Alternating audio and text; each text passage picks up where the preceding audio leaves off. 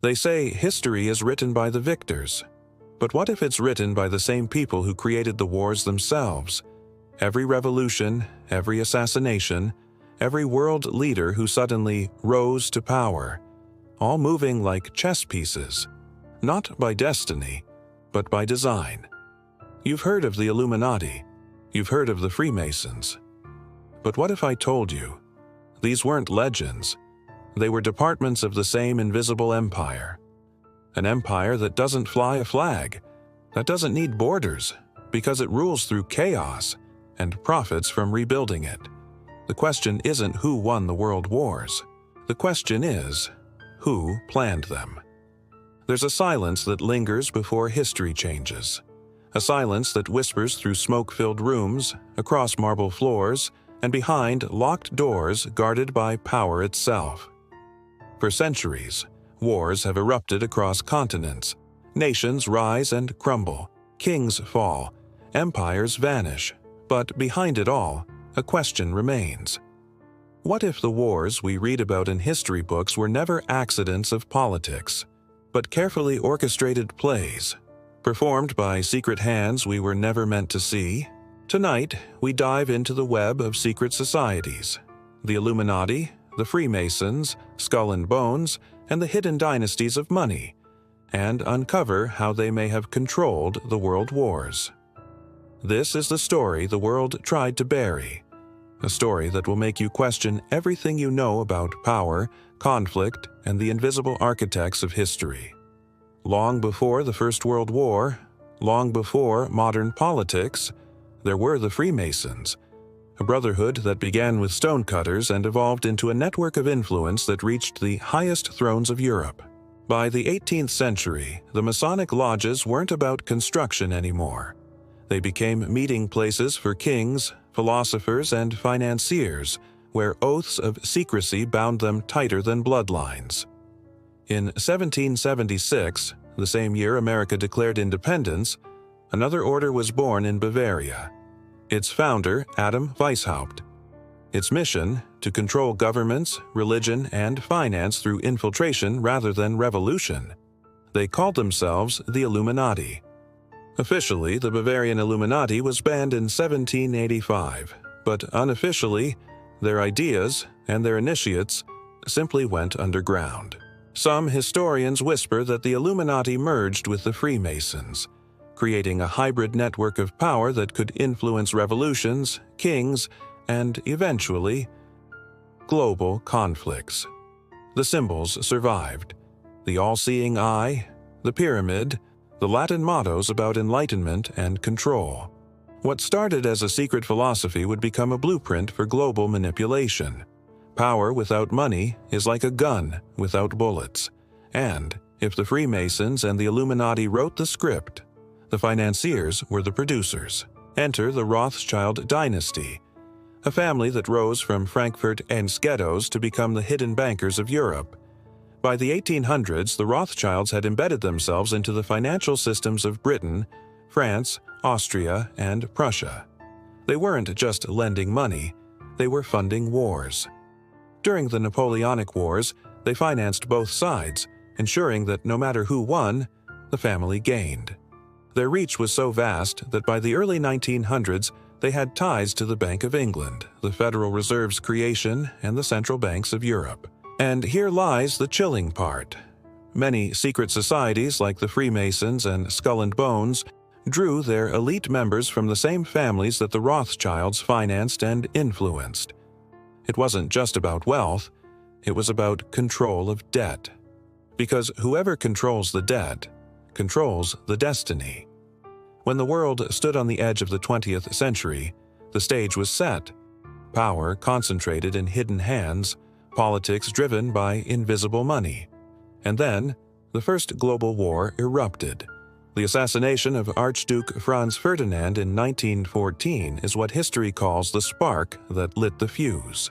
But sparks need fuel. And that fuel had been carefully poured for decades.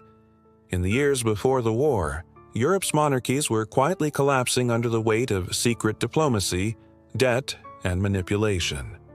Behind the scenes, Freemason lodges connected ministers, generals, and even journalists. Leaked documents from the early 1900s reveal that European Masonic lodges were heavily involved in promoting nationalist movements, the same movements that made countries turn on each other. Then there's the Skull and Bones Society, born at Yale in 1832. Among its members were future presidents, intelligence officers, and bankers, men who would later shape American foreign policy. During World War I, many of these members sat in influential positions within Woodrow Wilson's administration, including those who drafted the plans for the League of Nations, a precursor to the United Nations. Coincidence or coordination?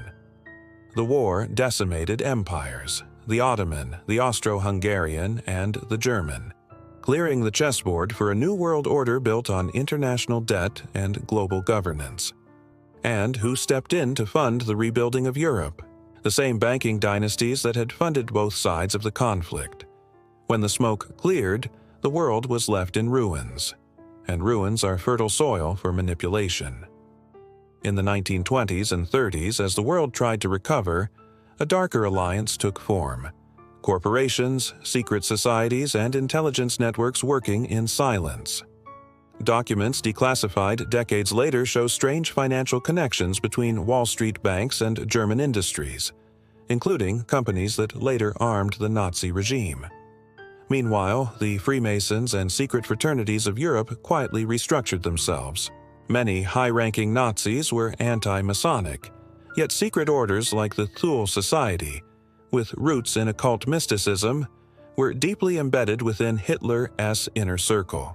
The Thule Society believed they were chosen to restore a lost Aryan order, a divine mission of purification and domination.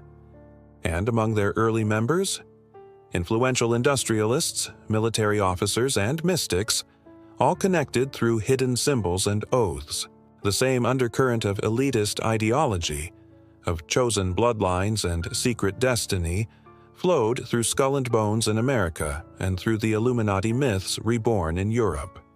Different names, same goal: control through chaos. And chaos was coming again. By the late 1930s, the world was once again on the edge, but this time the machinery of manipulation was perfected. Hitler rose to power through a web of financiers, industrialists, and occult believers. He wasn't just a dictator, he was a pawn in a much larger design. The Bilderberg-like meetings of the time, held between financiers and political elites, shaped economic support for both Allied and Axis powers. American companies like Standard Oil and IBM continued to have mysterious indirect dealings through intermediaries, even as the war burned. But here's where it gets darker. As the world tore itself apart, secret societies thrived. The Freemasons went underground in Nazi Europe. The Vatican signed concordats that blurred the line between morality and survival.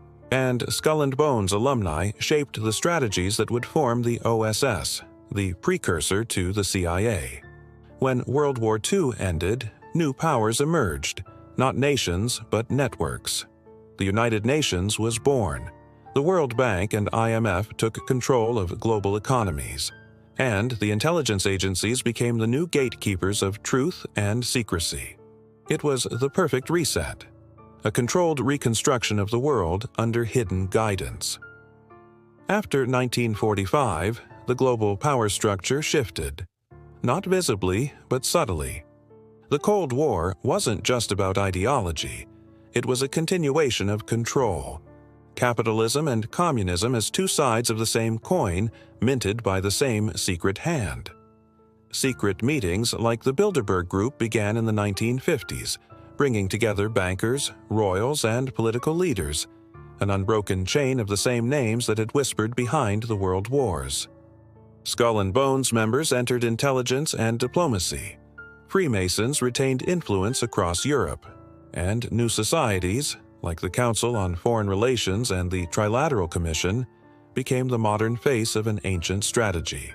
Wars continued, not between empires, but between ideas, funded, influenced, and steered by those who profited from both destruction and rebuilding. They didn't need to start another world war.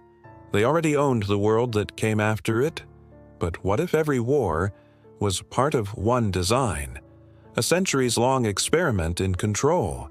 Each conflict pushes humanity closer to a system where everything is traceable, controllable, predictable. And at the center of this spiral, the same ancient bloodlines, the same symbols, the same promise of a new world order. Whether it's called the Illuminati, Freemasonry, or something far older, the result remains the same. So the next time history repeats itself, ask not who fired the first shot.